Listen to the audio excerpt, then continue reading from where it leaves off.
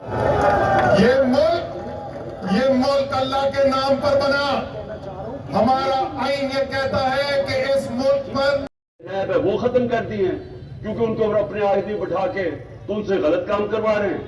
اپنا بنایا ہوا نیب کا ہیڈ وہ کہتا ہے کہ میں ان کے غلط کام کرنے کے لیے نہیں تیار. ان کا ابھی جدوجہد اور بھی ہے. ایک منزل ہم نے حاصل کی ہے سپریم کورٹ.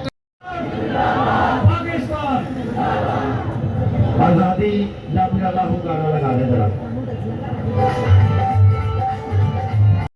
کوئی بات کا فیصلہ مسلط نہیں ہو کرنے کا تو یہ نیست و نابود ہو جائیں گے کیونکہ آپ کو پتا ہے اور آپ سمجھ فیصلے نہیں کر سکتا کہ میں اس آئین سے بالاتر ہو کر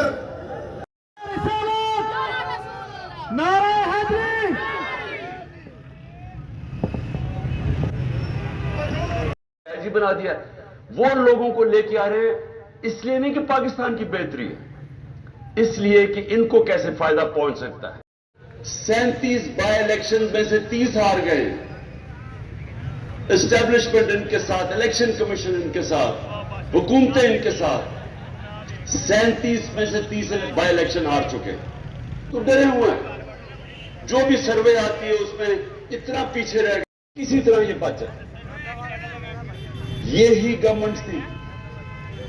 ہمارے خلاف سپریم کورٹ کا فیصلہ آتا ہے.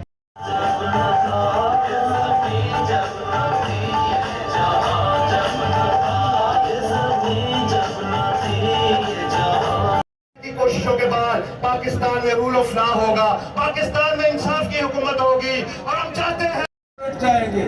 اس لیے ان کو ڈر ہے, اس لیے یہ الیکشن سے بھاگ رہے ہیں.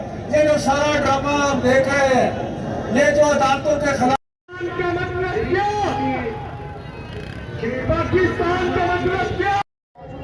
سعودی عربیہ مسجد نبی گئے, حضور صلی اللہ علیہ وسلم کے روزے پہ حاضری دی, وہاں سے باہر نکلے اتنی دیر میں خبر پھیل گئی تھی کہ عمران خان آئے گئے. اب جب ہم باہر نکلے تو ادھر سے لوگوں کی لائن لگی ہوئی اور عمران خان زندہ باد, پاکستان زندہ باد کے نعرے لگے.